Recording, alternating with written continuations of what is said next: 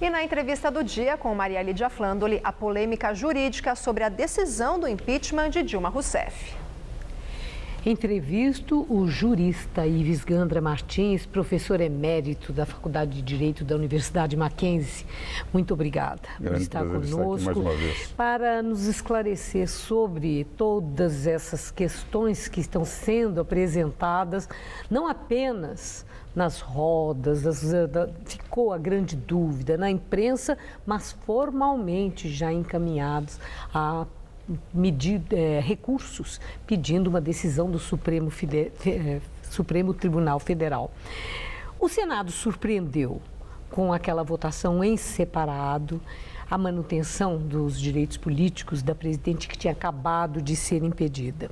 Eu quero começar perguntando se num processo de impeachment separar as votações tem amparo na Constituição. Não tem, a verdade é que não tem. O Ricardo Lewandowski é indiscutivelmente um grande jurista, mas eu tenho a impressão que ele não podia ter encaminhado a votação da forma que ele fez.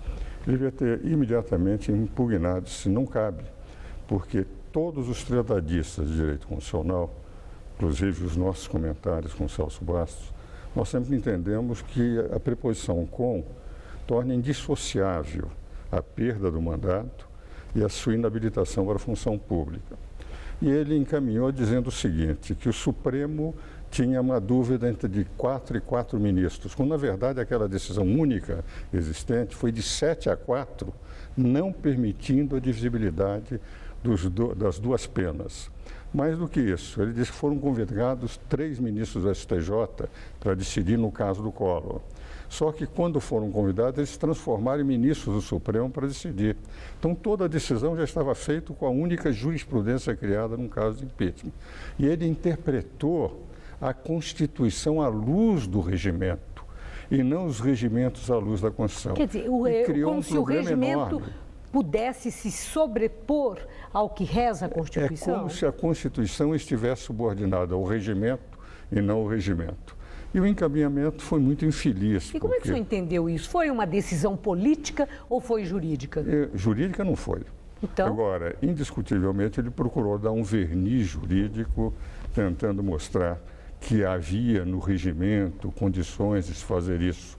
Mas a impressão que eu tenho, essa pressão política sobre o presidente Supremo, levou ele, naquele momento, a não perceber as consequências da decisão.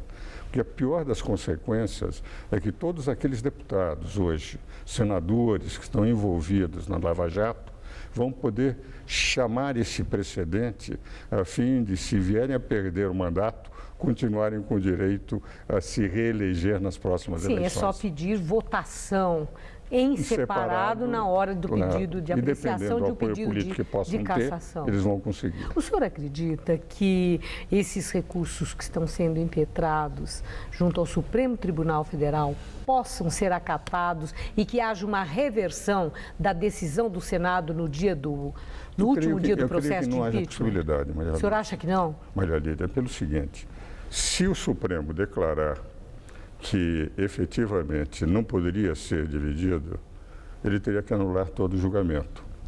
E ao anular todo o julgamento, porque alguns senadores diriam, olha, se eu soubesse que não poderia dividir, eu não votaria pelo impeachment. Então a decisão passou a ser uma decisão do Tribunal Único para decidir a matéria, que era o Senado.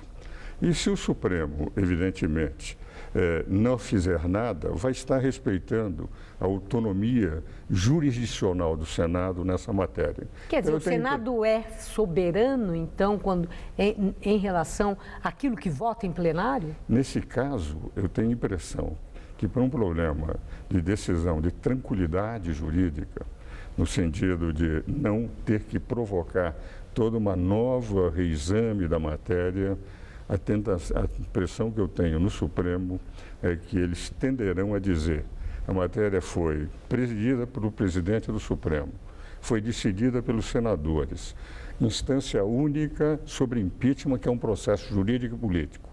Politicamente eles decidiram dessa forma, sob o embasamento jurídico do presidente do Supremo. Então nós não temos que intervir, até porque há uma crítica muito grande ao Supremo Tribunal Federal de um protagonismo excessivo nos últimos tempos. E num caso desses, poderia provocar o caos absoluto. E vamos admitir que ele anulasse a decisão, se anular a decisão faria com que nós estivéssemos sem governo, uma governante já saindo e outro presidente que poderia ter que de novo passar para a sua interinidade. Bom, pelo que o senhor está dizendo, a ex-presidente Dilma Rousseff também certamente não tem acatado o pedido dela, uma vez que impetrou o recurso, pedindo a anulação daquela votação do impeachment. Inclusive, mas por uma outra razão. Ela argumenta com aquela lei de 1950 que tal, e não com a Constituição de 88, e que por isso não poderia ter sido levada até o fim. Então, pelas mesmas razões de, aspas, sensatez, cautela, o senhor acredita que o Supremo também, que o Supremo também rejeite o pedido da ex-presidente? Como eu gosto do Ricardo Lewandowski, eu gosto menos do Eduardo Cardoso. Mas eu li o mandado de segurança dele, não tem nenhuma sustentação. Porque essa lei de 1979 é que serviu e embasou o impeachment do presidente Collor. Ele ataca o artigo 10 dessa lei, dizendo que não foi recepcionado. Aí ele argumenta com a lei do impeachment do Collor? Não, ele argumenta com a lei que serviu de base para o impeachment do Collor, dizendo que não teria sido recepcionada pela nova Constituição. Só que o Supremo já considerou recepcionada naquele julgamento e também o Senado. Então, a meu ver, o mandado de segurança, com todo o respeito que eu tenho ao meu amigo Zé Eduardo Cardoso, esse tem muito menos plausibilidade do que os recursos daqueles que argumentaram constitucionalmente que o artigo é indivisível. Basta ler o português, pena de perda do cargo com inaptidão. O com é uma preposição conjunta, não é uma proposição alternativa. Agora, tem uma outra questão, doutor Ives, que é a insistência no PT e dos aliados da ex-presidente Dilma de promover uma campanha para a convocação, a antecipação das eleições diretas para presidente, e não esperar até 2018. Há amparo na Constituição para a convocação de um plebiscito em que a população tome essa decisão? Não, nenhum. Primeiro, o plebiscito só pode ser convocado com base no artigo 14 e para leis ordinárias.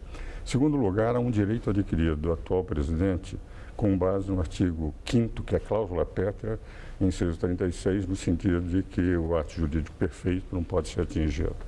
E é evidente, só haveria a possibilidade de novas eleições se o presidente da República e o vice-presidente da República fossem impedidos. O Michel Temer assumiu e não vai renunciar, só mesmo as eleições de 2018 é que permitirá ao brasileiro escolher um novo presidente.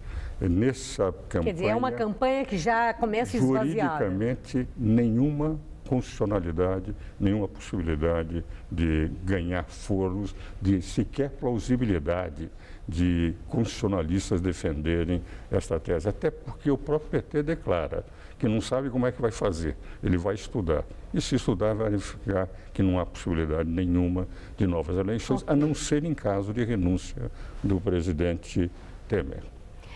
Eu agradeço muito sua entrevista. O senhor, com certeza, nos oferece elementos para entender a complexidade das decisões nesse universo jurídico. Obrigada. Uma boa noite, doutor Ives. A alegria foi minha de estar aqui com o amigo. Obrigada.